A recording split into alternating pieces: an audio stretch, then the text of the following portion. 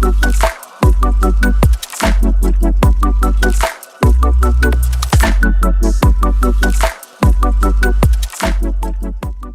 my name is Sam Garcia. CIC is traditionally a co-working space, so it's always been a space where different founders can come and kind of like rent different offices or work in a huge co-working space with other founders or ecosystem partners. And the Social Impact Program was something that was kind of like going on within our St. Louis and Philly campuses. So we have a couple different campuses around the country and abroad as well. But we actually received federal funding through the Minority Business Development Agency in 2023 through this new initiative called the Capital Readiness Program. So Massachusetts was the only awardee. So in Mass, we have our special initiative that's sponsored by the MBDA. And through that, we kind of support early and growth stage founders through two different types of programming. So we have a 3-month program for early stage founders, and then we have a 6-month program for growth stage founders. And really, both programs kind of encompass the same components where we're kind of setting a foundation of education for startup founders. So we understand that most founders are not coming in with the same type of experience. Like we might have one founder that has like 20 years of banking experience, like they've been doing all the finances for a while and they're just getting started as a founder. And then we have somebody that might have exited another company and this is their second time around doing something like this. And really the idea is to kind of approach everything with an equitable lens. So setting them up with a foundation of knowledge on everything that a startup founder needs, and then also being connectors. So I work alongside my manager, Kat Lizelle, and she's been at CIC for a while, but really what we both do and what's kind of cool about us both being in this position is we're able to connect founders to different ecosystem partners, to folks at CIC, outside of CIC, so different connections through the MBDA, through Boston's startup ecosystem, and even beyond that. We work with a lot of really cool vendors and partners that are really like their missions are also aligned with ours in creating access for underrepresented founders. So it's been really nice having those things aligned, but we do that through networking, mentoring, pitch coaching. We also have different designated consultants that we work with. So like if a founder needs like legal resources, we'll connect them one-on-one. We have about bi-weekly programming. So we meet almost every week, but I would like to say bi-weekly because we do have some gaps in between where we go through different types of content areas, like I said. So we'll do like go-to-market strategies. We'll do product pivots. We'll have like a lunch with lawyers. Then we have demo days.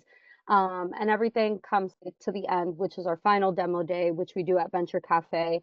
And that is really to kind of like celebrate and encompass everything that they've learned over the past 3 or 6 months and be able to showcase that to the startup community and beyond. So that's kind of what we do here so far.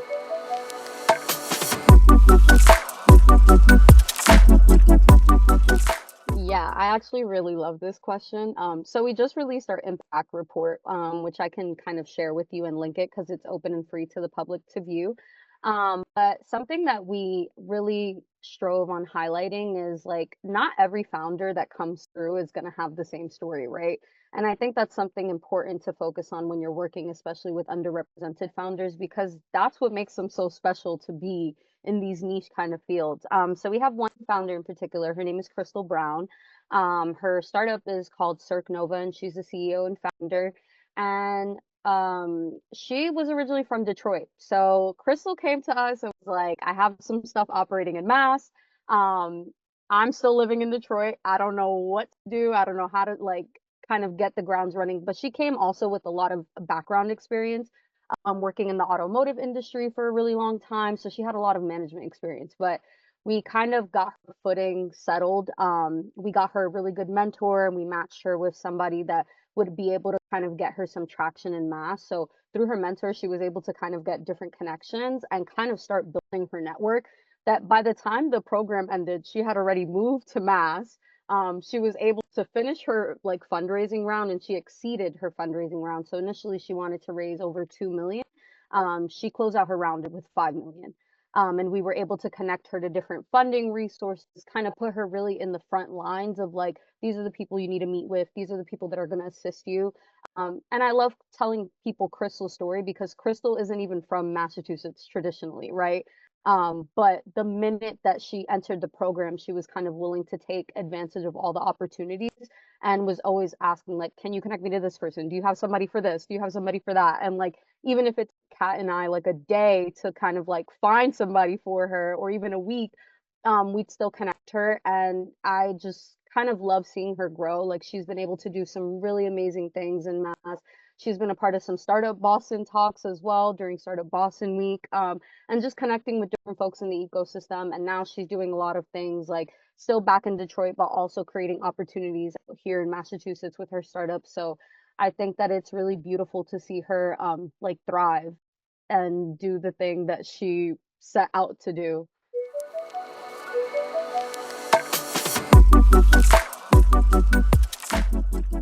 Yeah, so by definition on our application, you'll read underrepresented founders as anybody that is BIPOC, female, and or veteran.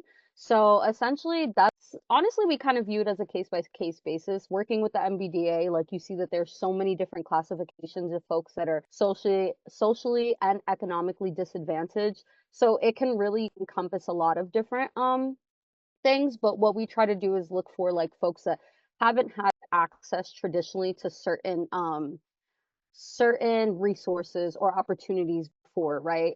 So there are some founders that they might not have like any kind of access to any accelerator programs, right? They've never encompassed any kind of accelerator programs, and you can see that whether it's like stated in their application or they start to talk about it in their interview, like they've never come across like different opportunities like this. Young founders fit in that too, right? Because a lot of young founders are underrepresented and misunderstood when they're coming into the startup industry, right?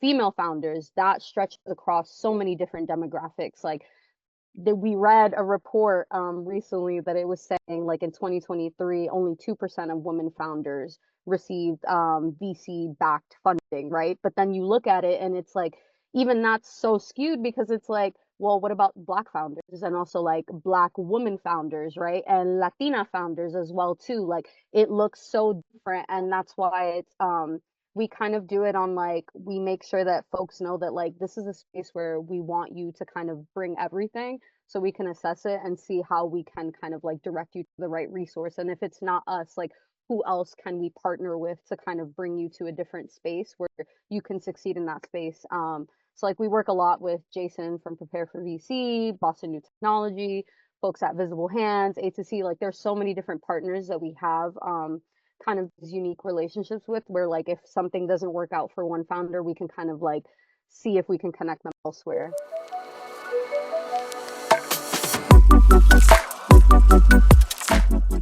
So I think it's no lie to say that everybody's been paying attention to the news. So federal funding is something that people are thinking about, and this program is federally funded up until 2027, which is the hope.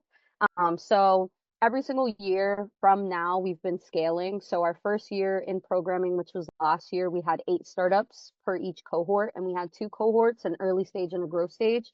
Now we've scaled to 10. So our hope is like we'll have 10 startups in our early stage, and then in our final year we'll have up to 15. So by 2027 we should have 15 startups in our last 2 cohorts. But really, I think the hope for us is like we want to keep drawing initiatives like this, right? And it's not just about like CIC Social Impact Program. It's also about like what are other initiatives that are like being done to support underrepresented founders and underrepresented ecosystem partners too, right? Because just like you're an ecosystem partner and I'm an ecosystem partner too, and we don't look like the traditional partners that founders usually have, right? Like you don't walk into a VC and most likely see people like us.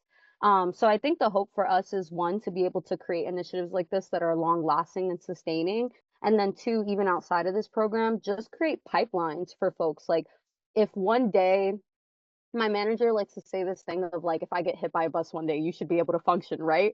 But it's just I kind of been like sticking that in my head of like a principle of like okay, like if our program doesn't exist, right, there needs to be something else that can hold all founders and kind of like connect them to different resources. Like I shouldn't be the only person that has a program like this. Like me and my manager shouldn't be the only 2 people that do things at CIC, right? The same way that like you host these talks, you shouldn't be the only person holding space for people to speak on these things.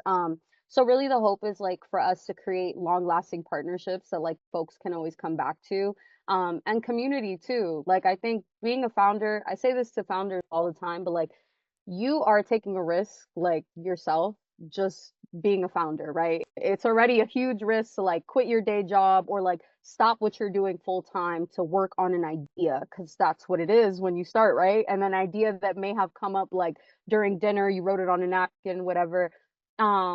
We want to be able to kind of lift the load and be able to take those risks as well too on your behalf. So be able to be the first people that reach out to an investor. So that way you're not sitting there like, well, I haven't gotten a response for everybody in like the past 6 months. What do I do? It's like, let me kind of lift that load off of you. Like you're losing your mind trying to look for a lawyer to help you with like your safe agreement. Like, let me lift that load off of you.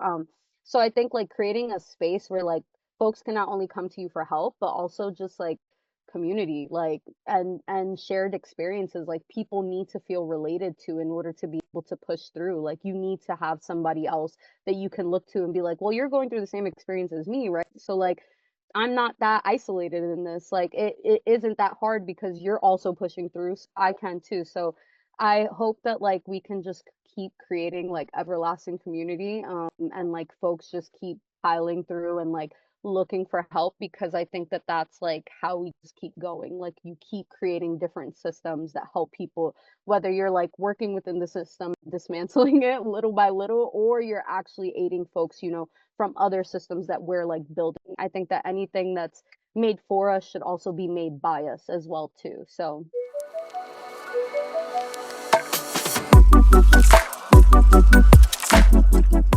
don't be scared to ask for help. And I'm not a startup founder, but as somebody that has had a lot of ideas and somebody that works with people that have a lot of ideas, the biggest thing that holds founders back is learning how to ask for help because a lot of times that comes with a lot of shame and a lot of like, I don't want to feel like I don't know everything, but the best thing you could do is walk into a room and not know everything. The best thing you could do is like lead with curiosity and enter rooms and be willing to learn and also be willing to ask questions. Like, don't be afraid to be the only person that's asking a question at like a panel that's being hosted, like don't be scared to like be the only person that's asking these things because I bet you 9 times out of 10 there's 5 other people that have the same exact questions as you, and they're just as scared to ask too, right? And be willing to bet on yourself. There are going to be a lot of people that tell you no, but out of every single no you get, you will get maybe one yes. Like you might keep getting no's, but be persistent in that.